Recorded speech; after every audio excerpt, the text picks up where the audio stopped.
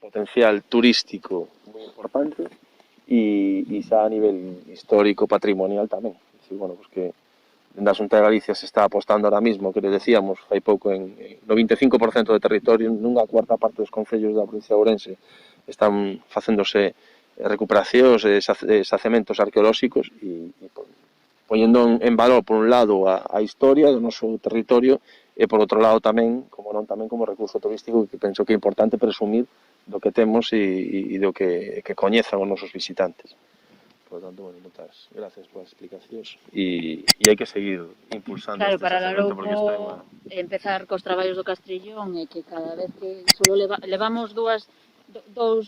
actuacións e que en cada actuación salga algo tan maravilloso e tan espectacular, pois a verdad que dan ganas de seguir traballando e, claro, é un orgullo poder decir que en Larouco temos un castro singular e único, xa solo nas vistas, hoxe que o día non nos acompaña moito, pero ainda nublado, o Castrillón sigue sendo máxico, pois claro, que vayan salindo estas cousiñas, pois carai, é orgullo para Larouco.